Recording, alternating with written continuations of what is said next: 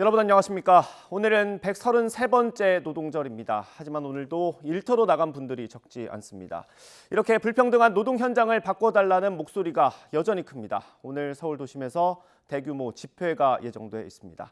현장에 나가 있는 취재기자 연결합니다. 이준엽 기자. 네, 서울 광화문 앞에 나와 있습니다. 네, 현장 분위기 전해주시죠. 네, 미국 시카고에서 하루 8시간 노동을 요구하며 일어난 시위가 유례가 된 노동절. 바로 이곳에서 열릴 예정인데요. 그 정신을 기려 연대의식을 다지는 집회가 준비되고 있습니다. 오후 2시부터는 이곳에서 민주노총 세계 노동절 대회가 열리는데요.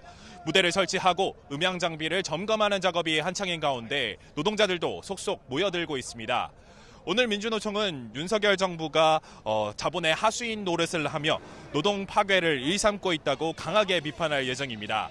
정부가 추진하는 노동시간 개편이나 중대재해처벌법 개정안이 개악이라는 건데요. 오는 7월에는 불평등과 양극화 해소를 위한 최저임금 인상 등을 요구하는 총파업 투쟁에도 나서겠다고 예고하고 있습니다. 같은 시각 국회 앞 여의대로에서 한국노총도 전국 노동자 대회를 엽니다. 노동계약과 민생 파탄이 쓰인 현수막을 찢고 노동과 비정규직법, 연금, 공공, 중대재해처벌법을 5대 계약으로 규정하고 이를 상징하는 상자 5개를 부수는 퍼포먼스도 벌입니다. 각각 주최 측은 오늘 서울에서만 민주노총 노동자 3만 명, 한국노총 5만 명이 모일 것으로 예상하는데요.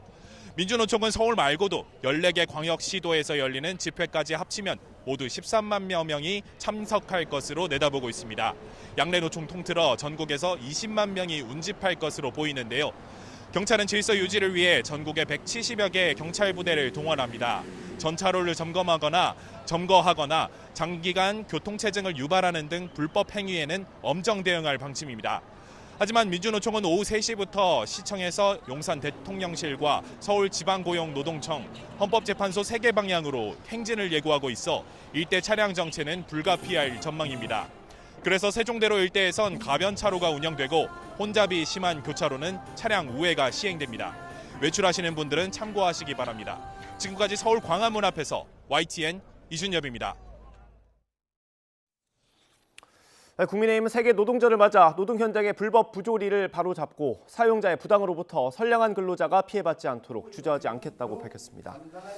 김기현 대표는 오늘 최고위 회의에서 근로자의 땀방울은 세상을 움직이는 힘이고 모든 근로자가 노동의 가치를 인정받을 수 있도록 앞장서서 노력하겠다며 이같이 말했습니다.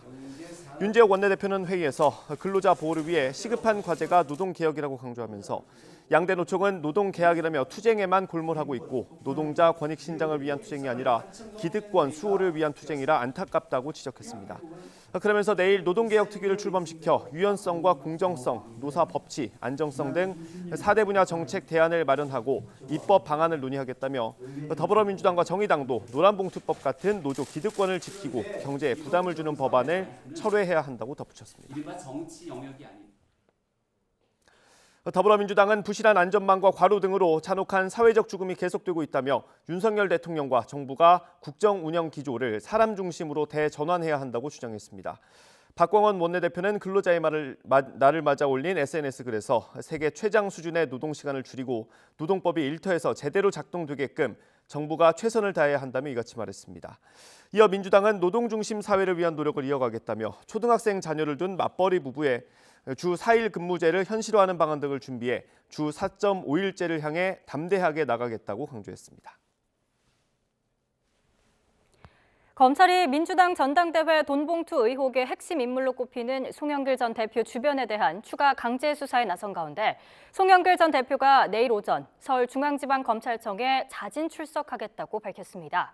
국민의힘은 송 전 대표에 더해 이재명 대표까지 겨냥하면서 공세 수위를 높이고 있습니다. 취재기자 연결합니다. 권남기 기자. 네, 국회입니다. 네, 송 전 대표 내일 서울중앙지검에 자진 출석하겠다는 소식 들어왔는데 자세한 내용 전해주시죠.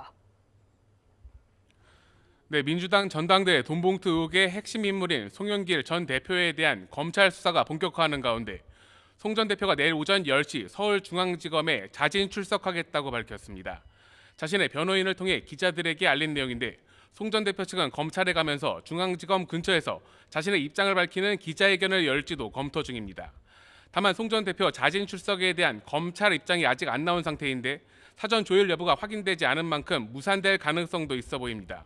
송 전 대표 측 관계자는 YTN과의 통화에서 검찰과 조율이 안 되어도 일단은 자진 출석하겠다는 입장이라고 전했습니다. 송 전 대표가 자신을 겨냥한 검찰 수사가 갈수록 속도를 내자 사실상 정면 대응하겠다는 의지를 내비친 것으로 보입니다. 반면 국민의힘은 송 전 대표 관련 의혹에 더해 이재명 대표까지 한데 묶으며 공세의 수위를 갈수록 높이고 있습니다. 당 전체가 썩기 전에 환부를 속히 도려내야 한다는 비판에 이어 박강원 신임 원내대표에겐 민주당의 상습적인 탈선을 빨리 고쳐야 한다고 날을 세웠습니다. 이재명 당대표의 권력형 부정부패 의혹과 2021년 전당대회 돈봉투 살포 의혹, 위장 탈당했던 민영배 의원을 뒷문으로 복당시키는 꼼수 등 민주당의 상습적 탈선을 하루빨리 시정하는 역할을 해야 할 것으로 봅니다. 네, 국민의힘이 오늘 윤리위원회의 첫 회의를 열었죠. 네, 그렇습니다. 국민의힘 윤리위원회는 오늘 여의도 중앙당사에서 첫 회의를 열었습니다. 무엇보다 앞서 이딴 설화로 논란을 일으킨 김재원 태영호 최고위원에 대한 징계 절차가 진행될지 관심인데요. 윤리 부위원장인 전재 의원은 회의 전 기자들과 만나 오늘 징계 개시 여부를 결정할 것 같다고 밝혔습니다. 언론에 나오고 있는 좀 사안들에 대해서 아마 오늘 신속하게 징계 개시를 할지 말지 여부는 결정을 할 것 같습니다. 개시를 하면은 추가적인 일자는 나중에 결정을 해서 충분한 소명 기회는 줘야 된다고 생각합니다. 네, 김재원 최고위원은 앞서 정광훈 목사의 우파, 천하통일 등 이딴 논란 발언으로 물의를 일으켰는데 한 달 동안의 자숙 기간을 마치고 오늘 최고위에 참석했습니다. 최고위원 자진 사퇴 의향도 좀 있으실까요? 그것은 아직까지 생각해 보지 않았습니다. 윤리위원회에서 소명 요구를 하면 그때 자세히 소명하겠습니다. 태영호 최고위원의 경우 100번 김구 선생이 김일성의 통일전선 전략에 당했다는 발언 등으로 논란에 휩싸인 바 있습니다. 국민의힘 윤리위에서 오늘 징계 절차에 착수한 뒤 실제 당원권 정지 이상의 징계를 내릴 경우 내년 총선 공천에도 영향이 불가피할 것으로 보이는 만큼 오늘 논의에 시선이 집중되고 있습니다. 지금까지 국회에서 전해드렸습니다. 민주당 전당대회 돈봉투 의혹을 수사하는 검찰은 재작년 당대표 경선 당시 송영길 캠프에 몸담았던 인사들을 상대로 추가 강제 수사에 나섰습니다. 9,400만 원어치의 봉투 살포 혐의를 넘어서 당시 송 전 대표의 경선 자금 전반으로 수사를 확대했는데요. 송 전 대표의 검찰 자진 출석 의사에는 아직 조율된 것이 없다는 입장입니다. 취재기자 연결합니다. 나혜인 기자. 네, 서울중앙지방검찰청입니다. 네, 오늘은 또 어디를 압수수색하는 겁니까? 네, 재작년 전당대회 당시 송영길 전 대표 캠프에서 지역본부장과 상황실장을 맡았던 인사 3명이 강제 수사 대상이 됐습니다. 서울중앙지검 반부패 수사 2부가 이들의 자택에 수사팀을 보내서 압수수색 영장을 집행하고 있습니다. 검찰은 당시 송 전 대표 캠프에서 경선 자금이 어떻게 조달되고 운용됐는지 파악할 여러 회의 자료나 보고 자료를 추가로 확보하는 것으로 전해졌습니다. 앞서 캠프 지역본부장이나 상황실장 등은 돈봉투 수수자로 지목되기도 했는데 검찰은 일단 이번 압수수색은 수수자 수사와는 별개라고 설명했습니다. 그제 송 전 대표 자택과 후원조직 평화와 먹고 사는 문제 연구소에서 진행된 압수수색의 연장선에서 당시 경선자금 조달 과정 전반을 들여다보겠다는 뜻으로 해석됩니다. 검찰은 오늘도 먹고 사는 문제 연구소에 수사팀을 보내 CCTV 등을 살펴보는 것으로 파악됐습니다.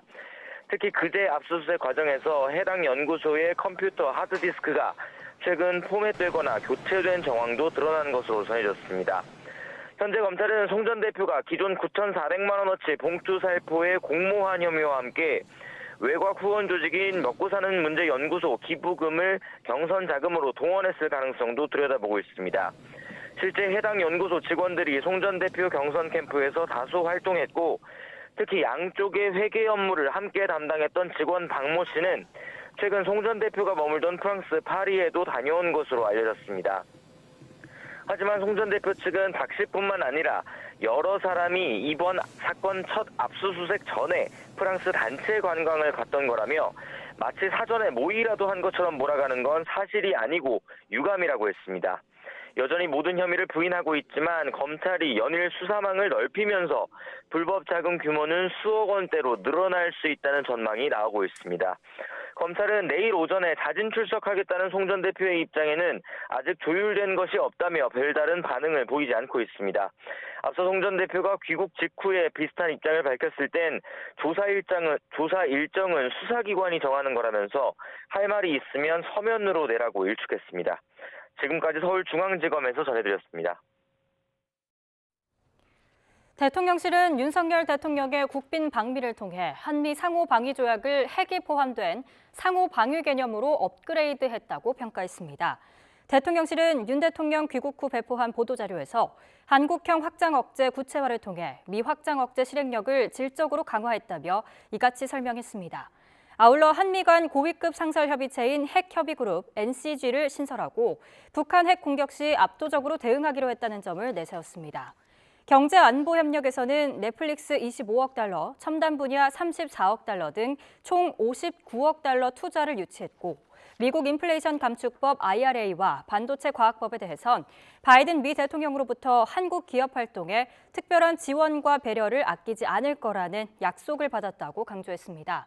이와 더불어 미래로 전진하는 행동하는 한미 동맹으로서 미래 발전 방향을 협의했고 자유민주주의, 법치, 인권 등 핵심 가치를 수호하는 가치 동맹의 역할을 재확인했다고 덧붙였습니다. 윤석열 대통령은 한미 동맹에 대해서 미래 세대에 온전히 넘겨야 할 값진 유산이라고 강조했습니다. 윤 대통령은 어제 한미 양국의 가치 동맹을 강조한 바이든 미 대통령의 트위터 글을 리트윗하며 이같이 적었다고 김은혜 홍보수석이 서면 브리핑으로 전했습니다. 기시다 후미오 일본 총리가 오는 7일에서 8일 우리나라를 방문할 거로 전해졌습니다. 기시다 총리의 방한이 이뤄질 경우 한일 관계 개선과 한미일 공조에도 속도가 붙을 것으로 보이는데요. 도쿄 현지 연결해 알아보겠습니다. 김세호 특파원. 네, 도쿄입니다. 기시다 총리의 방한 기정사실화하는 분위기인데 일정 윤곽이 잡혔습니까? 네, 일본 언론들은 기시다 총리가 오는 7일에서 8일 우리나라를 방문해 윤석열 대통령과 정상회담을 하는 방안을 조율하고 있다고 일제히 전했습니다. 기시다 총리는 오는 5일까지 일정으로 아프리카 4개국과 싱가포르 순방을 위해 출국했는데요. 정해진 일정대로라면 거의 이번 순방 직후 우리나라를 찾게 됩니다. 일본 정부는 공식적으로는 아직 정해진 게 없다며 말을 아끼고 있습니다. 기시다 총리는 지난달 28일 아프리카 순방을 떠나기 전 기자들과 만나 방한 일정이 구체적으로 정해지진 않았다면서도 셔틀 외교 재개를 강조하며 여지를 남겼습니다. 직접 들어보겠습니다. 3月にユン大統領にご訪日をいただきました。その際の首脳会談においてシャトル外交を再開するこのことについては一致をしています。しかし具体的な訪韓時期についてはまだ何も決まっておりません。 네, 기시다 총리의 방한이 성사되면 2018년 아베 전 총리가 평창 동계올림픽 개회식 참석차 한국을 방문한 지 5년 만이고 셔틀 외교로서의 방한은 지난 2011년 10월 노다 전 총리의 방한 이후 거의 12년 만입니다. 기시다 총리는 지난달 19일 지방신문사 간부들을 만난 자리에서 이번에는 한국을 자신이 가야 한다며 한국과의 관계를 소중히 여기겠다고 말한 바 있습니다. 이 같은 발언으로 방한이 조만간 가시화될 것이라는 관측이 나오기도 했습니다. 다만 한일 당국 간 협의가 진행 중인 것으로 알려지면서 일정이 조절될 가능성도 배제할 수 없습니다. 네, 방한 일정이 앞당겨진 배경 어떻게 분석됩니까? 네, 기시다 총리는 애초 오는 19일에서 21일 열리는 히로시마 G7 정상회의 이후 여름에 한국을 찾을 것이라는 전망이 지배적이었습니다. 우리 정부의 강제동원 해법안 제시 이후 이루어진 지난 3월 한일 정상회담 결과를 놓고 한국 내에서 일본에 일방적인 양보를 했다는 반발이 상당한 만큼 한국 내 여론주의도 지켜보겠다는 입장도 있었던 것으로 전해지고 있습니다. 하지만 윤 대통령과 바이든 미국 대통령의 한미 정상회담이 기시다 총리의 방한 일정에도 영향을 준 것으로 보입니다. 특히 바이든 대통령은 윤 대통령의 대일 외교를 극찬하면서 한미일 공조를 거듭 강조했는데 이런 분위기 속에서 기시다 총리도 G7 정상회담 전 한일 관계 개선을 위한 가시적인 노력을 볼 필요가 있다는 겁니다. 요미우리 신문은 G7 정상회의 전 한국을 찾아 강제동원 소송 문제를 매듭짓고 대일 관계를 중시하는 윤 대통령에게 호응할 필요가 있다고 기시다 총리가 판단한 것으로 분석하고 있습니다. 네, 기시다 총리가 방한하면 윤 대통령과 여러 의제에 대해 논의를 하겠지만 식민 지배에 대한 사죄 등 일본 정부의 성의 있는 호응 조치 여부가 초미의 관심사일 텐데요. 이에 대한 전망 어떻습니까? 네, 기시다 총리는 지난 3월 6일 한국 정부의 강제동원 해법에 김대중 오부치 선언을 포함한 역대 내각의 역사인식을 계승한다고 밝혔습니다. 다만 1998년 발표된 김대중 오부치 선언에는 일본 정부의 통절한 반성과 진심 어린 사죄가 담겨 있는데 기시다 총리는 이러한 사죄의 표현을 직접 하진 않았습니다. 윤 대통령과 정상회담을 하더라도 직접적인 사죄를 하지 않을 가능성이 높다는 관측이 나오고 있습니다. 여기에 여당인 자민당 내 극우 성향의 의원들 목소리와 극우 언론들의 압박도 이어지고 있습니다. 이들은 특히 지난 3월 정상회담 전부터 일본 총리가 어떤 경우라도 사죄라는 표현을 직접 언급해서는 안 된다며 거듭 주장해왔습니다. 이후에도 한국에 보다 더 강경한 자세로 나가야 한다는 목소리가 일본 보수 위구 중심으로 계속 나오고 있습니다. 일본 자민당의 아오야마 시게하루 참 의원은 한국을 화이트리스트에 복귀시킨 것을 놓고 일본 정부가 전례 없는 비정상적인 움직임을 보였다고 비난했습니다.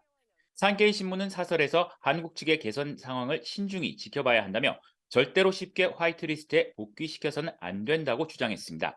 또 독도와 관련해서도 일본 고유의 영토임에도 기시다 총리가 제대로 조치를 취하지 않고 있다며 극우층의 목소리를 대변했습니다.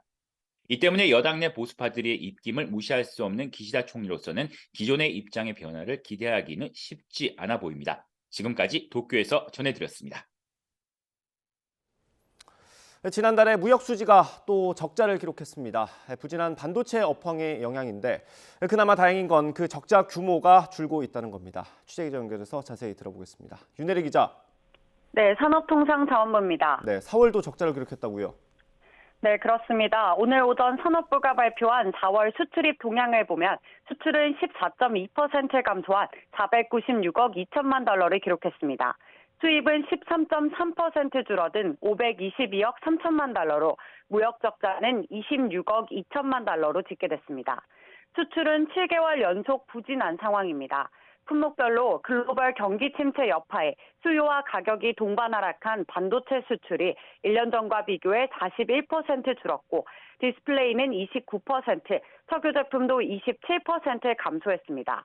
반면 자동차는 40%, 2차 전지는 4% 늘었습니다. 지역별로 반도체 수출 비중이 높은 중국과 아세안 수출이 26% 줄었고 미국도 4%가량 소폭 감소했습니다. 특히 대중 수출 부진이 무역 적자에 큰 영향을 주고 있습니다. 어제 공개된 중국 해관총서 자료를 보면 한국은 지난해 1분기 대중 수출 규모 2위에서 올해 1분기 5위로 밀렸습니다. 수출액은 1년 전과 비교해 28% 줄어든 382억 달러에 그쳤는데 중국의 경제활동 재개 파급 효과가 아직 크지 않아 반도체 수출이 여전히 부진한 탓으로 보입니다. 이렇게 쌓인 올해 누적 무역 적자는 250억 6천만 달러로 지난해 1년치 절반을 이미 넘어섰습니다. 무역 수지는 지난해 3월 이후 14개월 연속 적자입니다. 지난 1995년 5월 17개월 연속 적자가 난 이후 25년 만에 최장기간 적자를 이어가고 있습니다. 다만 원유나 가스 등 에너지 수입액이 줄면서 무역 적자 규모는 점차 개선되는 추세입니다. 추운 날씨에 에너지 수입액이 늘어난 올해 1월 무역 적자는 125억 달러로 정점을 찍은 뒤 지난 2월 53억 달러, 3월 46억 달러, 지난달 26억 달러로 점차 줄어들고 있습니다. 정부는 빠른 시일 내 무역 적자를 해소할 수 있도록 수출 유망 품목을 맞춤형으로 지원하고 반도체 기술 투자와 세액 공제 확대 등 정책적 지원을 이어가고 있다고 밝혔습니다. 지금까지 산업통상자원부에서 전해드렸습니다. 네, 조금 전에 들어온 소식 전해드리겠습니다. 국민의힘 김기현 대표 체제가 출범한 이후에 오늘 처음으로 윤리위원회가 열렸는데 김재원 태영호 최고위원에 대한 징계 절차를 개시하기로 결정했다는 소식이 방금 전에 들어왔습니다. 이후 절차는 사실 확인 그리고 당사자 소명 등의 절차가 있고요. 그다음에 징계 수위를 결정하게 됩니다. 징계 종류는 당원 당규에 따라 제명, 탈당 권유, 당원권 정지, 경고 이렇게 4가지가 있습니다. 만약에 당원권 정지 이상이 나오면 내년 총선 공천을 받을 때도 영향을 받을 가능성이 있습니다. 김재원 최고위원은 앞서 5.18 정신의 헌법 수록 반대 그리고 전광훈 목사의 우파 천하통일 발언 등으로 물의를 빚었고 태영호 최고위원은 제주 4.3 사건을 김일성이 지시했다. 그리고 백범 김구 선생이 김일성의 통일전선 전략에 당했다. 이런 발언을 해서 논란을 빚었습니다. 김재원 최고위원은 오늘 최고위에 나오지 않다가 오늘 한 달 만에 최고위에 출석했고 자진 사퇴 의사는 없다. 이런 얘기도 하기도 했습니다. 이 내용은 저희가 잠시 뒤 전국에서 다시 한번 다뤄드리도록 하겠습니다. 다음 소식입니다. 서울 은평구에서도 빌라 100채를 소유한 임대인이 전세 보증금을 돌려주지 않고 있다는 신고가 접수돼 경찰이 수사에 착수했습니다. 서울 서부경찰서는 임대인 A씨가 임대보증금을 돌려주지 않고 있다는 세입자들의 신고를 접수받고 관련 조사에 착수했습니다.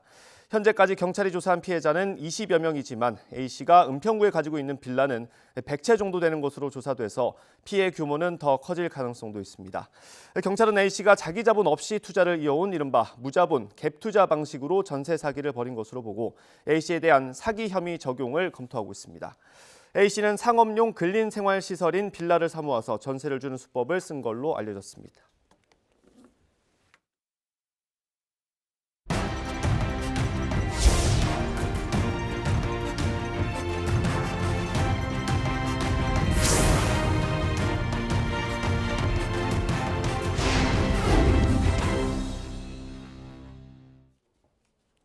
네, 정치권 이슈 짚어봅니다. 국민의힘 김병민 최고위원, 민주당 한민수 대변인 두 분 나오셨습니다. 어서 오십시오. 예. 안녕하세요. 조금 전에 속보로 전해드렸고요. 일단 윤리위 첫 회의에서 김재원, 태영호 최고위원에 대한 징계 절차를 개시한다. 이게 어떤 의미인지부터 설명을 좀 부탁드립니다. 네, 이제 징계 절차에 착수가 된 것이기 때문에 나름대로의 문제가 있다고 어느 정도 판단을 하고 중요한 것은 당사자의 소명을 들어봐야 되지 않겠습니까? 네.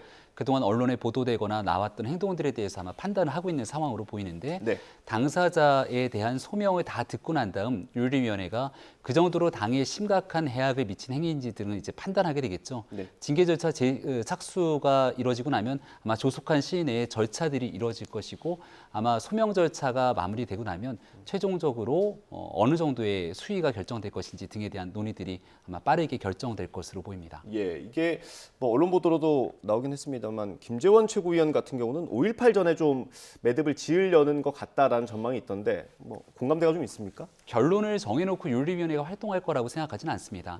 그동안 나와 있는 행동들에 대해서 당원들과 국민들의 여러 평가들이 있는 부분이 있는데 네. 다만 이제 그동안 최고위원들의 여러 가지 설화 등으로 인해서 당이 참 곤혹스럽고 어려운 상황에 놓여져 있다라는 점들은 부인하기 어려울 것 같습니다.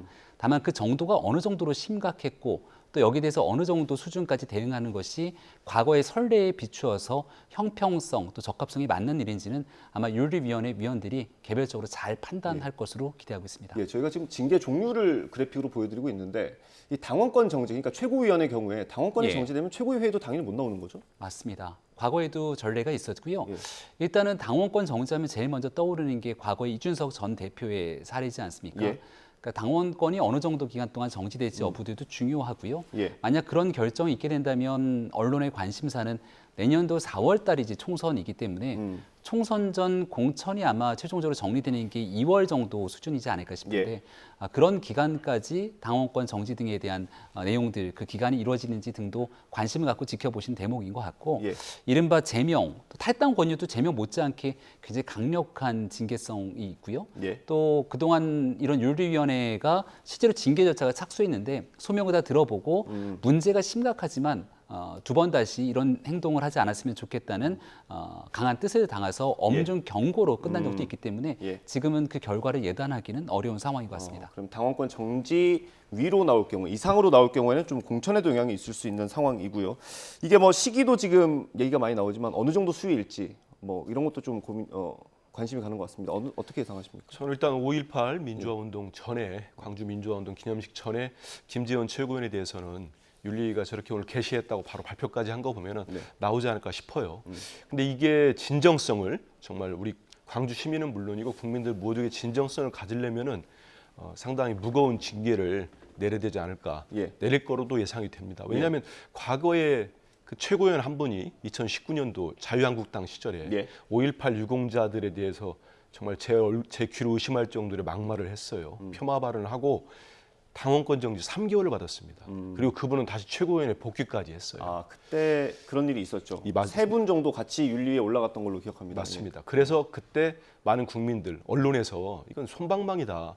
저런 발언을 하고도 저렇게 징계하나. 아마 그런 것들이 그 다음에 있었던 총선까지 저는 영향을 미쳤다고 봅니다. 그렇기 때문에 이번에도 이런 식의 발언을 수석 최고위원 한 분이 했는데 이거를 그냥 뭐 경고를 할지 당원권 정지도 좀 전에 그 선례처럼 아무 총선에는 영향 없도록 해버린다면 그걸 우리 국민들이 받아들일 수 있을까 이런 생각이 들어요. 그래서 아마 중징계를 하지 않을까 뭐 저는 예상을 해봅니다만은 그렇게 안 하고 어떻게 그냥 갈 수 있겠습니까? 지금 여당이 김기현 대표 본인도 뭐 여러 가지 문제가 많습니다만 그 대통령실에 한 축은 대통령실, 대통령의 뭐 한일 정상회담이랄지 도청 파문이랄지 지지율이 빠졌지만은 여당은 또 최고위원들이 있단 막말이 분명히 영향을 많이 미쳤거든요. 그래서 고리를 끊기 위해서라도 이번 국민의힘 윤리위는 상당히 강도 높은 징계 절차를 하고 징계를 내놓을 수밖에 없지 않겠나 이런 생각을 해봅니다. 그 김재원 최고위원에 대한 비판은 굉장히 많았고요. 근데 태영호 최고위원 같은 경우는 좀 해석의 여지가 있는 거 아니냐 이런 것도 있습니다. 어떻습니까? 전혀 동의 안 합니다. 왜냐하면은 태영호 최고위원이 말씀하신 것처럼 최고위입니다. 집권 여당의 최고위원이고 이분은 서울의 강남 지역의 지역구 국회의원입니다. 저는 이분이 그냥 탈북을 하신 분 한 분이랄지 저는 학계에서도 이런 얘기를 대놓고 하면은 논란을 살 수밖에 없어요. 근데 그 4.3에 대한 문제, 김일성 그리고 또 김구 선생에 대한 좀 전에 뭐 소개가 됐기 때문에 제가 다시 언급을 않겠습니다. 그런 얘기들은 학자들 사이에서도 아주 뭐 한두 마디 예를 들어서 그런 많은 이론 중에 하나 뭐 논란 중에 하나 해석 중에 하나로 내놓을 수 있습니다. 그 또한 저는 비판받을 수 있다고 봐요. 근데 태영호 의원은 지금 태영호 최고위원은 본인의 어떤 위치인지 집권당의 최고위원이 한마디 했을 때 미치는 정치적 영향 국민들이 주는 영향 이걸 전혀 몰라요. 그렇기 때문에 저는 이분이 과연 우리나라에서 정치를 하는 게 맞나? 솔직한 얘기로 이런 얘기까지 생각이 듭니다. 그리고 민주당에 대해서도 저는 그런 여당 의원들 많이 못 봤어요. 여당. 특히 최고위원이 JMS를 빗대가지고 계속 공격을 합니다. 그리고 사과하고 자기가 안 올렸다고 하고 또다시 뭐 민주당 또 공격하고 이런 행동은 정말 개과천선이 이루어지지 않는 한 윤리위가 국민의힘 윤리위가 살아있다면 제대로 징계를 해야 되지 않나 이런 생각이 듭니다. 어떻게 생각하십니까? 네, 국민의힘의 최고위원 등 정치인의 발언 또 행동들이 혹여 국민들 눈높이에 맞지 않았다면 여기에 대한 무거운 책임감을 져야겠다라고 하는 생각들이 윤리위원회에 투영이 돼 있다고 생각합니다. 그러니까 작은 실수도 용납하지 않겠다는 집권당의 의지이기도 하죠. 근데 국민들께서 그런 말씀을 주실 수는 있다고 생각하지만 저는 민주당만큼은 이런 말을 할 자격이 있을까에 대한 고민이 듭니다. 어저께 저는 권칠승 수석 대변인이 브리핑을 하면서 국민의힘 오늘 윤리위가 열리는 과정에 두 최고위원회 얘기를 했을 때 귀를 의심치 않을 수가 없었는데요. 지금 돈봉투 사건 때문에 이 녹취록이 드러난 윤관석 의원 그리고 이정근 부총장 등 실제로 당이 윤리 심판을 적극적으로 나서서 행동해야 되는 게 민주당의 당내 상황 아닙니까? 이런 일들에 대해서 아무런 조치를 취하지 않고 있는 민주당이 국민의힘의 상황에 대해서 이런 언급을 하게 되는 것이 과연 말할 자격이 있는지에 대한 궁금증이 하나 있고요. 최고위원의 설화에 대해서 이제 말씀을 주셨는데요. 민주당의 최고위원 중에는 장경태 최고위원이 있습니다. 지난 한미 정상회담 과정 속에 대통령과 이 화동에 대한 화답을 가지고 성적 확대 운운했던 장경태 최고위원의 발언이 얼마나 무지하고 잘못된 발언인지는 그 이후 과거 대통령들 그리고 미국의 다른 대통령들의 행동 등을 통해서 고스란히 드러난 바가 있죠. 이런 일들에 대해서 최소한 반성이나 사과, 자숙하는 모습들이 전혀 보이지 않는 상태에서 상대 정당의 문제를 어떻게든 해결하려고 하는 윤리위원회가 출범됐을 때 이를 맹비난하는 게 과연 적합한 행동인가에 대한 지적은 안 할 수가 없습니다.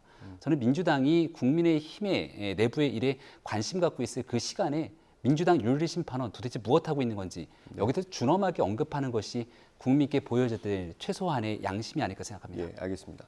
김재원 최고위원이 한 달 동안 이제 최고위에 안 나오다가 오늘 최고위에 나왔죠. 그 최고위를 마치고 나오는 과정에서 기자들을 만나서 몇 가지 질문 답변이 있었는데 저희가 영상을 준비했습니다. 함께 보겠습니다.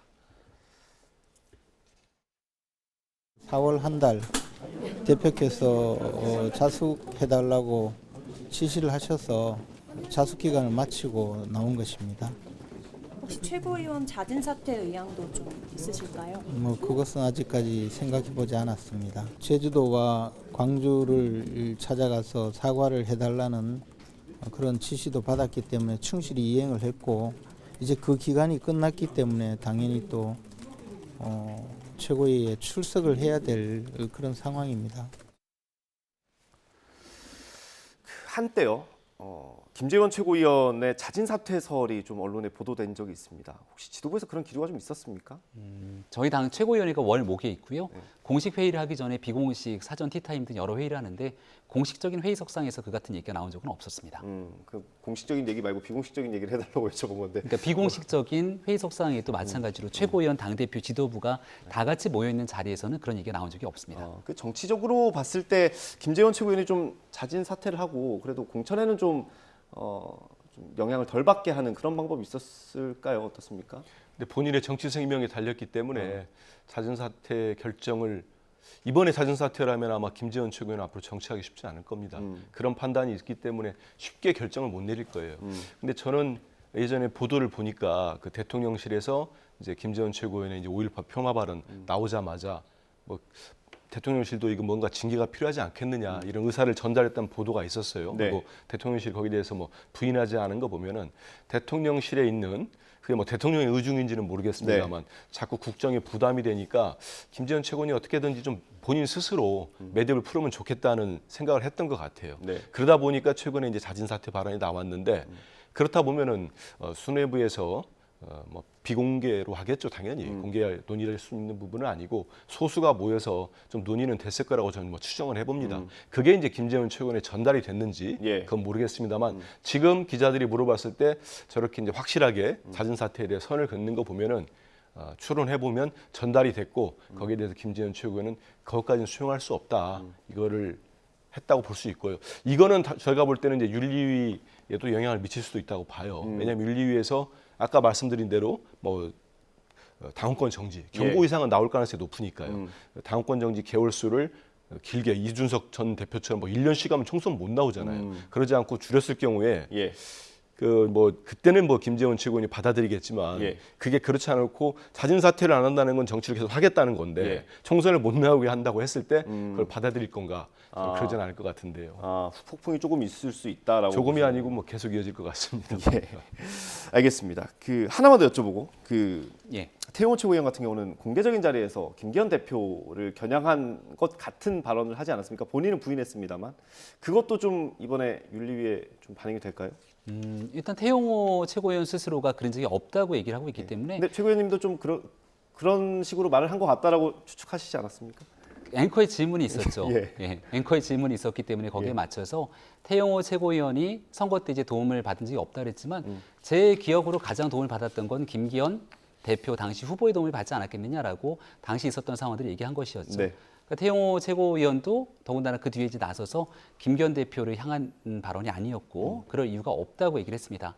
하지만 그 당시 있었던 최고위원회를 다시 한번 복귀해 보더라도 이른바 최고위원회가 쭉 월요일, 목요일에 모여서 하는 지도부회의 모두 발언은 당을 대표해서 그 당시에 있는 가장 중요한 시대적 상황과 문제 인식을 바탕으로 당이 발언을 하게 되는 자리인데 여기 개인 신상에 관한 발언들을 대통령 한미 정상회담을 위해서 출국하는 날 하는 것이 맞냐라고 하는 측면은 정무적 판단의 논의로 당내에서도 문제가 있다고 얘기 많이 나왔습니다. 하지만 이게 이제 윤리위와 연결된다고 보기엔 좀 어려운 측면이 있을 것 같고 그 전에 있었던 태용호 최고위원의 발언 등 또 행동으로 인해서 당에 만약 여러 가지 어려움을 끼치게 됐다면 그런 객관적인 일들을 바탕으로 윤리위원회가 심사하지 않을까 생각합니다. 알겠습니다. 당 얘기 하나만 더 여쭤보겠습니다. 김연아 전 의원도 지금 그 당협위원장 자리에 있으면서 어떤 공천 헌금 의혹으로 지금 수사를 받고 있지 않습니까? 근데 당에서 지금 당무위 조사를 요청을 했죠. 그게 당대표의 결단이었습니까? 당연히 이제 윤리위원회라는 곳이 있고요. 예. 최종적인 결정을 내리는 징계. 그리고 당무감사위원회라는 곳이 있습니다. 이른바 당무감사위원회가 국민께 많이 회자되는 건 각 시도당 그리고 당협위원장들이 있는데 여기에 대한 당무감사를 통해서 잘못한 사람들을 정리할 수 있는 권한이 있기 때문에 예. 몇 명이나 물갈이 되냐에 대해서 당무감사를 많이 바라봅니다. 그러니까 이른바 시도당 및 당협에 대한 감사만을 당무감사위의 권한으로 보는 분들도 계시지만 당원 당규에 따르면 해당 당원들에 대한 비위, 심각한 문제가 있으면 이걸 윤리위가 최종 결정할 때는 바로 즉각적인 결정이 어렵기 때문에 당무감사위가 그 사안들을 쭉 확인을 하고 문제가 있으면 윤리위로 징계를 요청하는 권한을 갖게 되거든요. 당무감사위원을 최종적으로 임명하는 날이었기 때문에 김기현 대표가 직접 김연아 의원에 대한 논쟁이 커지고 있으니 이거 당무감사 즉각적으로 사실관계를 확인하라 이렇게 지시한 바가 있었습니다. 예. 이 민주당과는 대비되는 모습이죠. 어떻습니까? 실효성이 없을 거라고 보십니까? 어떤 걸 말씀해요? 당무감사. 김연아 전 의원에 대한 당무감사. 김연아 의원 같은 경우는 이제 저도 기사를 보니까 한 1년 정도 시간이 걸린 것 같아요. 여기까지 오는데, 그러니까 시민단체가 고발한 지 한 1년이 넘었고 경찰이 수사를 하는데 시민단체의 주장은 그렇습니다. 언론의 지적도 그렇고 수사가 제대로 이루어지지 않고 이게 공천 헌금 의혹이라면 상당히 중대한 거 아니겠습니까? 그 또한. 근데 그게 계속 이어졌다가 이제 검찰로 넘겼다 그런 얘기들이 있고요. 이제 뭐 말씀하시는 건 이제 지금 앞으로 다루게 될 돈봉투 의혹 사건과 관련된 건데 일단 사안 자체가 다르기 때문에 일단 검찰의 저희들은 신속한 수사 이런 걸 촉구한 상태고 거기에 맞춰서 뭐 송영길 전 의원도 전 대표도 뭐 출두한다고 하니까요. 지켜보겠습니다. 알겠습니다.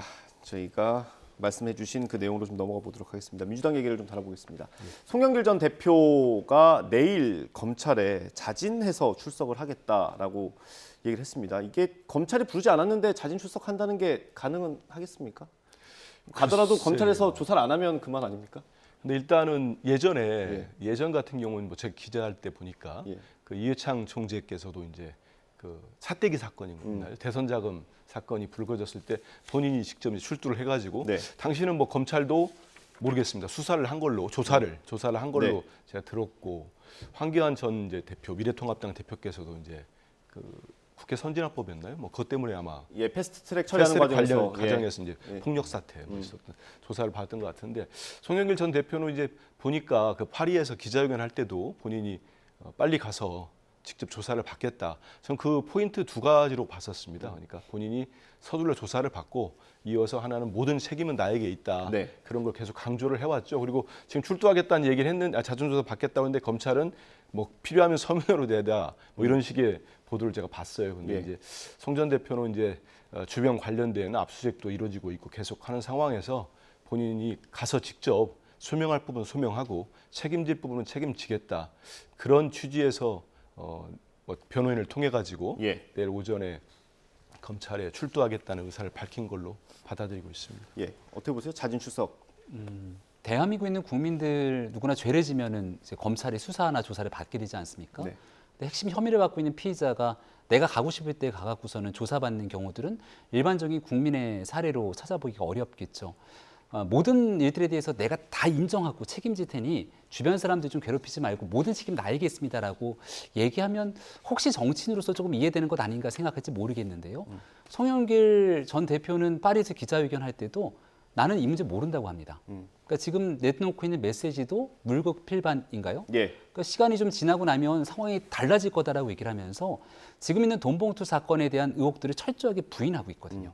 근데 주말 사이 본인 자택 그리고 주변인들에 대한 압수수색이 강하게 들어가지 않았습니까? 조금 전까지 나왔던 게 이제 기자회견을 한다라고 나오다가 또 내일 본인이 직접 출석하겠다고 얘기를 하니 전직 여당의 당대표를 지낸 인사가 본인에게 제기되고 있는 수사 상황을 너무 정치적으로 해석하고 정치적으로 행동하는 것 아니냐 이런 비판에 놓여져 있을 수 있다고 생각하고요. 관련된 내용들에 대해서 이런 식으로 부인하면서 메시지를 전달할 거면 차라리 검찰이 불러서 곧 소환 조사를 하게 될 것으로 보이는데 그때 포토라인에 서서 국민들께 설명을 드리고 검찰 출석에서 진지하게 본인에 관련된 내용들을 하나 둘씩 소명하는 것이 온당하다라고 저는 생각합니다. 뭐 말씀해주신 것처럼 지난 주말에도 압수수색이 있었고 오늘도 이제 추가 압수수색이 있지 않았습니까?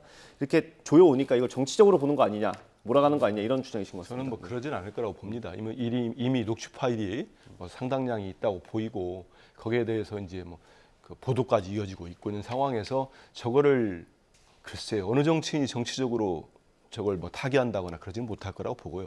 다만 저는 이제 최근에 검찰 수사를 보면은 지적할 대목들은 뭐 좀 있는 것 같아요. 예. 왜냐하면 검찰이 윤관석, 이성만 의원에 대한 압수수색을 하면서 녹취 파일이 일제히 보도가 됩니다. 네. 그러면서 거기서 제일 핵심이라고 할 수 있는 강내구 한국감사협회 회장이 모든 걸 주도했다고 해서 당연히 이건 영장 치면은 100% 구속될 거라고 아마 우리가 모두가 예상했었을 거예요. 예. 근데 영장을 본인이 혐의를 시인한 것도 아닙니다. 그런데 판사가 기각시켰어요. 그 얘기는 검찰이 제대로 수사를 못했다거나 아니면 말 그대로 강내구 회장의 혐의가 일부분은 부풀려졌다거나 아니면 사실이 아닐 가능성이 있다고 합리적으로 의심할 수 있지 않겠습니까? 네. 거기에다가 엊그제는 이정근 전 사무부총장이 그 서울지검 반부패 수사 2부 불상의 검사와 예. JTBC 보도국장 및 기자들을 직접 고소를 합니다. 예. 그 얘기는 뭐냐면은 저희들은 많은 사람들이 그 녹취 파일 그 많은 거가 어떻게 혹시 뭐 변호인을 통해서 기자들한테 갔나 이런 생각을 했던 거 아니겠습니까? 근데 이정근 사무부총장의 고소로서 이건 검찰에서 흘렸을 가능성이, 물론 검찰은 부인하고 있습니다만 예. 가능성이 높아졌겠구나. 저 개인적인 그런 판단이 또 들어요. 이런 상황. 그리고 그러면 그 송 전 대표가 파리에서부터 계속 한 일주일이 또 지났습니다. 귀국한 지 일주일이 지났어요. 네. 계속 빨리 수사해달라. 빨리 해달라. 모든 책임 내가 지겠다. 주변인 괴롭히지 말라는 얘기도 했습니다. 치겠다 했어요. 그러면은 그 두 분 의원들 있잖아요. 윤관석, 이성만 의원. 왜 이분들에 대한 검찰 수사는 정말 소환 한번 얘기도 없습니까? 그래서 이런 과정들을 보면은 검찰이 저는 뭐 정말 촉구하는데 정치적 고려 없이 자꾸 고려를 하는 것 같아요. 그러다 보니까 지금 뭐 앵커도 물어보시지 않습니까? 이게 뭐 정치적으로 타겟책이냐? 전 그러지 말고 정말 신속하고 공정하게 수사를 하면은 좋을 것 같아요. 예, 이게 뭐 속도 조절을 하고 있는 거 아니냐 이렇게 얘기하시는 것 같습니다. 민주당에서도 검찰이 정치적 수사를 한다 이렇게 얘기를 선뜻 못하는 거로 알고 있습니다. 워낙이나 이정근 씨의 녹취록 파문이 크기 때문에 그 내용들이 어디까지 번져나가서 돈봉투 의혹이 진실이 규명될지 모르는 상태라 아마 이재명 대표를 비롯한 당내에 있는 수많은 사람들이 말을 대단히 아끼고 있는 상황 아니겠습니까? 지금 이제 막 들어와서 주변인들에 대한 압수수색 그리고 송영길 전 대표에 대한 자택 등 압수수색들이 이루어지고 나면 거기에 대한 분명한 물증들을 확인하고 난 다음 소환 조사를 해야 될 것 아닙니까? 네. 예를 들어 집권당의 당대표까지 지냈던 인사가 있는데 수시로 불러서 소환 조사할 수도 없는 노릇일 테니 완벽한 물증들을 확보하고 난 다음 송영길 전 대표를 불러서 최종적으로 얘를 어느 정도 갖춰가면서 조사를 하게 되는 것이 그동안 정치인들에 대한 수사를 해왔던 선례가 아니든가요? 그러니까 이 문제에 있어서만큼은 민주당이 이 수사에 대해서 정치적이다라고 하는 메시지를 던질 때 국민들로부터 동의받기 어려울 거라 생각하고 만약에 그 내용들이 정치적이다 이렇게 주장하거나 얘기를 꺼내려면 지금 적어도 나타나 있는 윤관석 의원 그리고 이정근 사무부총장 등에 대한 당의 강력한 징계 조치 등이 뒤따라야 될 텐데 그런 것 안 하고 있지 않습니까? 송 전 대표는 이미 민주당에서 본인이 탈당해 있는 인사인데 얼마 전에 김의겸 의원한테 대변인직을 제안한다고 했을 정도로 지금 당이랑 얽혀져 있는 것 아니냐는 의구심이 커지거든요. 민주당은 적어도 이 문제에서 송영길 전 대표 사건에 대한 철저한 수사를 오히려 촉구하는 것이 온당한 일이 아닐까 싶습니다. 이 민주당의 대응은 이제 당분간은 없다고 봐야 됩니까? 그럼요. 김의겸 의원 저 개인적으로도 뭐 기사가 났길래 아니 지금 탈당하셨는데 그러니까 본인도 송영길 전 대표도 바로 철회를 했고 김의겸 의원도 안 맞겠다고 했으니까 해프닝입니다. 그리고 자꾸 이제 뭐 우리 말을 자꾸 곡해를 하거나 확 돌려가지고 공격을 하는데 전 그런 건 바람직하지 않고 민주당의 확실한 메시지는 검찰이 신속하고 공정하게 수사해달라. 저도 여러 차례 말씀드렸습니다만 2012년에 한나라당 돈봉투 사건 불거졌을 때 벌써 10년 전 일 아닙니까? 근데 그 일이 2021년에 민주당에 있었다는 건 국민들께 뭐라고 하더라도 이 의혹 자체만으로도 저는 면목이 없고 송구한 일이라고 여러 차례 사과를 드렸습니다. 그리고 이건 뭐 정치적 고려 없이 수사를 하라는 겁니다. 검찰이 신속하게 수사하고 이재명 대표도 대국민 사과하면서 분명히 밝혔듯이 여기에 따라서 책임질 일이 있으면 책임져야 됩니다. 응당한 조치하고 책임 물을 겁니다. 그리고 민주당이 변화는 혁신하는 계기로 삼을 겁니다. 그 말씀 꼭 드리고 싶습니다. 뭐 지금 당 분위기가 안 좋은 상황에서 원내대표가 지금 새로 선출되지 않았습니까? 그 박광원 원내대표는 의총을 통해서 추가 조치를 좀 할 수도 있다라는 걸 열어놨는데 가능성 얼마나 있을까요? 저는 그 신임 원내대표께서 특히 박광원 원내대표 하면은 그 뭐 지난 대선 때 이낙연 전 대표의 캠프에 있었다고 네. 하지만 저도 뭐 개인적으로 언론사 선배라 잘 압니다만 합리적이고 성품 자체가 통합형 리더십을 갖고 있습니다. 그렇기 때문에 지금의 어떤 당 안에 있는 문제들을 해결하는데도 박광원 원내대표님께서 상당히 힘이 될 거로 보고 있어요. 그리고 저런 말씀하셨다는 거는 저는 원내 의원총회에서 예. 또 원내대표가 주관하시는 의총에서 여러 가지 좀 논의를 하는 것도 하나의 방법일 수 있다고 봅니다. 하지만 그 방법을 찾아가지고 또 같은 동료 의원들이 다 지금 연루되어 있다는 의혹들이 나온 거 아니겠습니까? 예. 거기에서 의원들 모두가 서로 이렇게 허심탄회한 대화도 나눠보고 거기에 실제로 당이 취할 수 있는 조치들이 어떤 거 있는지 여기에 대한 논의도 이루어진다면은 뭐 생산적인 논의도 이루어지지 않을까 생각합니다. 예, 뭐 어떻든 국민의힘처럼 조사한 정도는 필요하지 않을까 싶은데요. 어떻게 보십니까? 앞서 말씀드린 것처럼 나와 있는 일만 가지고서도 만약 윤관석 의원이 국민의힘의 상황이었다. 그러니까 뭐 더 볼 것도 없이 아마 즉각적인 조치가 뒤따르지 않을 수가 없었을 겁니다. 그리고 그런 일이 국민의힘에 일어났다면 민주당은 과연 어떤 입장으로 그 사안을 공격했을지를 생각해 보게 된다면 너무나 분명하고 명쾌하게 그 일은 정리될 거라 봅니다. 다만 이 일이 이제 복잡하게 꼬여 있는 이유는 녹취록 등을 통해서 돈 봉투를 전달한 것처럼 막 얘기가 나왔는데 이른바 현금으로 만약 돈 봉투가 오갔다면 받았다는 사람을 특정하거나 하기가 쉽지가 않잖아요. 예. 근데 거기에 핵심적인 인사는 이정근 부총장이고 그리고 그것을 전달한 것처럼 녹취가 나왔던 건 윤관석 의원이지 않습니까? 예. 근데 윤관석 의원이 만약 여기에 대해서 어떤 얘기를 꺼낼지에 대한 상황에 따라 민주당에 있는 후폭풍이 더 커질 수도 있어서 민주당이 그런 여러 가지 생각들을 고려해서 지금 아무 조치 안 하는 것 아니야? 라고도 밖에선 비춰질 수 있는 거거든요.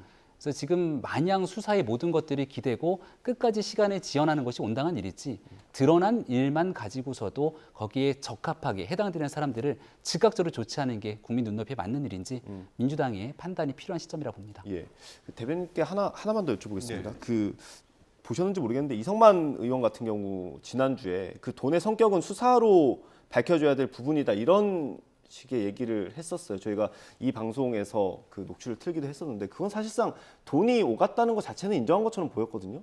저 그 내용을 뭐 제가 정확히 모르겠습니다. 네. 모르겠는데 이 모든 거는 그 윤관석 의원, 이성만 의원은 일단 혐의 자체에 대해서는 부인하고 있는 상황이잖아요. 그러니까 검찰 수사에 가서 본인의 입장을 밝히고 검찰은 또 거기에 맞춰서 본인들이 수사한 내용, 증거를 가지고 그 소명한 내용이 다르다. 또 반박을 하면 되지 않겠습니까?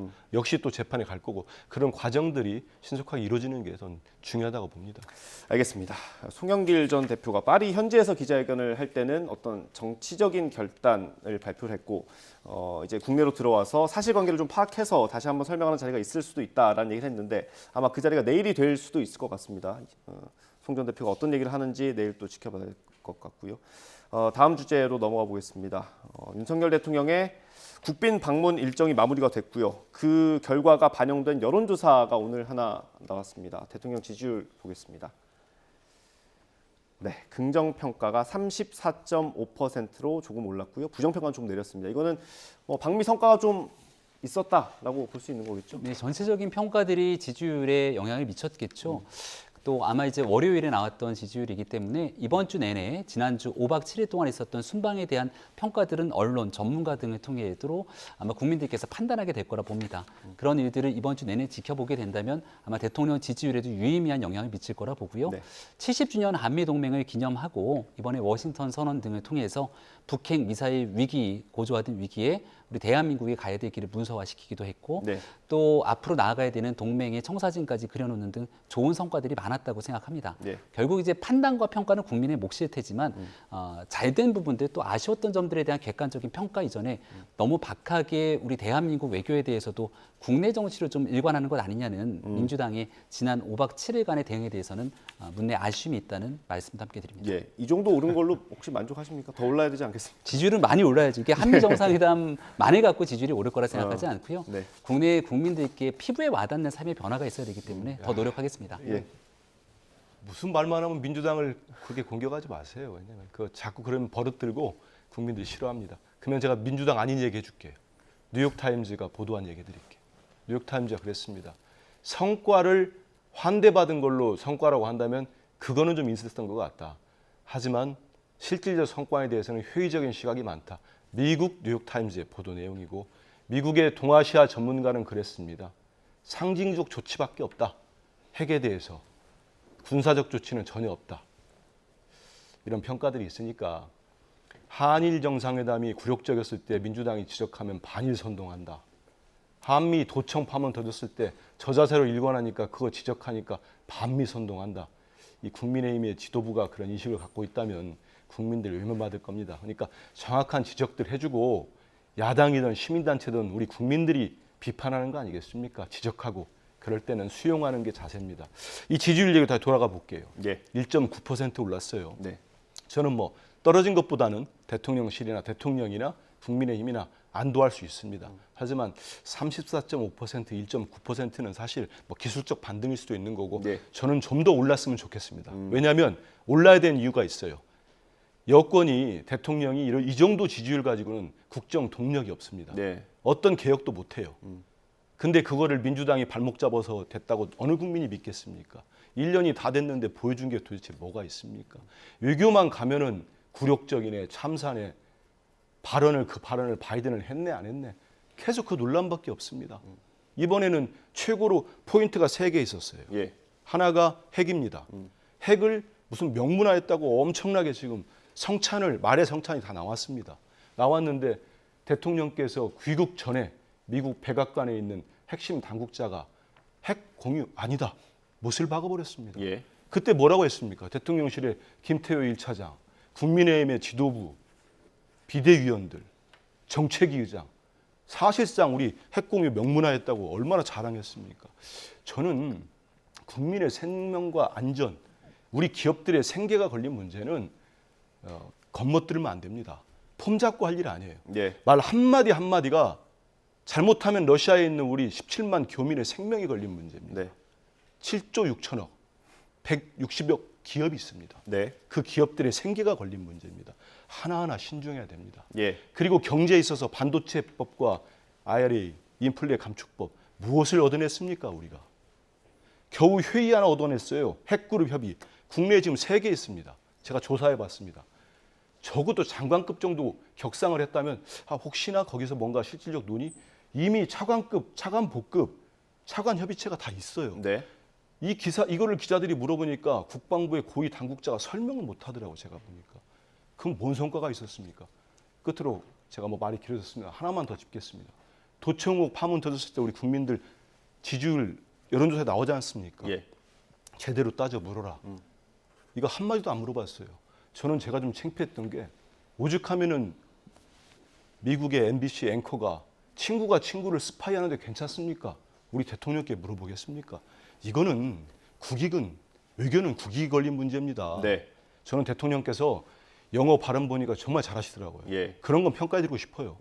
노래 부르신 거 잘할 수 있습니다. 정상들 간에 환대받고 하는 거 좋아요. 하지만 실질적인 성과를 가져오셨다면 이 1.9%가 아니고 다음 주에 10%도 올랄 수 있었어요. 한번 보시죠. 어떻게 나오는지. 발언기에 드리기 전에 준비한 영상이 있어서 하나 보고 충분히 드리도록 하겠습니다. 준비 많이 해놓으셨을 것 같습니다. 김의겸 의원 인터뷰를 하나 준비했습니다. 이거 들어보고 발언기에 드리겠습니다. 그러니까 아메리칸 파이든 뭐 코리안 파이든 노래는 관심이 없죠. 그러나 이 IRA는 우리 젊은이들 일자리와 직결되어 있는 거 아니겠습니까? 그런데 IRA에 대해서는 빈손으로 돌아왔기 때문에 또 미국의 그 한국 투자액이 7조 원이다 이렇게 자랑을 하고 있지만 우리나라 기업이 미국에 투자한 건 153조 원으로 지금 계산이 나오고 있어요. 윤석열 대통령이 노래 한 곡에 150조 원짜리 노래를 부른 거예요. 그래서 저는 백악관이라는 역대 최고로 비싼 노래방에서 노래 한 곡 부르고 오셨다. 이렇게 평가를 하고 싶습니다. 저희가 반론 감안해서 2분 정도 발언 들을 수 있을 것 같습니다. 최고로 비싼 노래는 대한민국의 동백아가씨라는 노래가 있습니다. 그러니까 미국의 가짜 뉴스 때문에 언론사가 이 징벌적 손해배상으로 엄청난 돈 얘기가 나왔던 내용도 들었을 텐데요. 김의겸 의원이 노래에 대한 말할 자격이 있습니까? 김의겸 의원도 보면서 내가 동백아가씨 얘기했던 거 큰 실수겠구나 생각할 텐데 이른바 민주당의 지난 정부에서 국정원장을 지냈던 박지원 원장까지 나서서 가짜뉴스 성격으로 이런 내용들을 폄훼하고 있습니다. 양이원영 의원이 넷플릭스 발언 얘기를 했던 네. 부분이나 장경태 의원 거까지 다 꺼내서 소환하지 않더라도 지난 5박 7일 동안 민주당이 냈던 논평들 한번 쭉 둘러봐 주시기를 바랍니다. 제가 오늘 이 자리에 오기 전에 5박 7일 어떤 논평과 메시지를 내는 거 봤지만 긍정적인 평가와 아쉬움을 전하는 평가가 아니라 네. 대국민 사기득 등 거친 언어로 모든 해외 선방 순가에 대해서 깎아내리기 급급했던 모습들을 보여주고 있고요. 여기에 대한 안보, 대한민국 안보를 지켜내기 위한 긍정적인 성과들 어디까지 우리가 이 내용들을 긍정적으로 평가하고 또 다소 부족하고 아쉬운 점이 있다면 어떤 식으로 극복할지에 대해서 평가하는 것이 정치권의 가장 기본적인 행태일 텐데 최소한 그런 모습을 보여주지 않았다는 점들에 대해서는 강하게 좀 지적을 하고 넘어가야 될 것 같습니다. 예, 이런 표현은 괜찮습니까? 역대 최고로 비싼 노래방에서 노래를 부르고 왔다. 이게 어쨌든 대통령의 외교 일정인데 그렇게 유흥이랑 비교하는 게 좀 괜찮습니까? 김우겸 의원이 그런 비교를 했나요? 예, 백악관이라는 역대 최고로 비싼 노래방에서 노래 한 곡 부르고 왔다. 뭐 저 같으면 그렇게까지 비유 안 하겠습니다. 근데 이제 대통령처럼 뭐 아메리칸 파인가 노래 뭐 할 수 있고 저건 잘 짜여진 각본이죠. 왜냐하면 기타까지 선물을 받으니까. 예. 제가 말씀드리는 거는 정상들 간의 친교 부분 아주 중요할 수 있습니다. 근데 이제 저는 바이든 대통령이 재선을 선포를 앞두고 이번 한미 정상회담을 본인의 재선 가도에 이용한 것 같아 좀 씁쓸한 면이 있습니다. 이럴 때 우리 한국 정부, 우리 외교당국, 대통령은 보다 정교하게 대응해서 우리가 얻어낼 수 있는 걸 최고로 뽑아내는 거. 그게 국익 달린 실용주의 외교 아니겠습니까? 네. 그런 거 더 잘해달라 이런 촉구하는 거기 때문에 잘못된 부분은 이번에 철저하게 반성해 주시고 했으면 좋겠습니다. 예, 알겠습니다. 오늘 말씀은 여기까지 시간이 딱 맞았네요. 여기서 마무리하겠습니다. 예. 김병민 최고위원, 민주당 한민수 대변인이었습니다. 감사합니다. 네. 고맙습니다.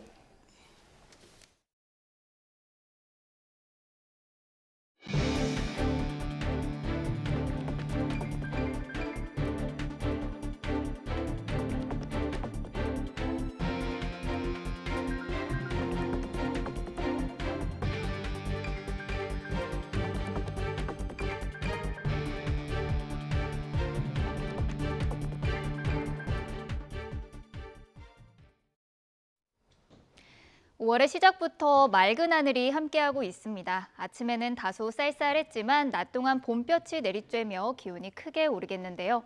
오늘 서울의 한낮 기온은 21도로 어제보다 3도나 높아서 포근하겠습니다. 당분간의 일교차가 10도 이상 크게 벌어지는 만큼 겉옷으로 체온 조절 잘해주셔야겠습니다. 오늘 전국이 대체로 맑겠고 공기도 깨끗하겠습니다. 다만 강원 영동 지방은 건조특보 속에 바람이 강하게 불겠는데요.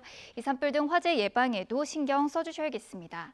오늘 낮 기온은 어제보다 1도에서 4도가량이 높겠습니다. 서울이 21도, 대전과 대구가 22도, 울산과 부산은 21도, 광주는 23도를 보이겠습니다. 내일은 따뜻한 남서풍이 불며 기온이 더 크게 오르겠고요. 다가오는 목요일에는 남해안과 제주도에 비가 내릴 전망입니다. 지금까지 날씨 정보였습니다. 이어서 뉴스 앤 이슈 2부가 방송됩니다. 저희는 잠시 뒤에 돌아오겠습니다.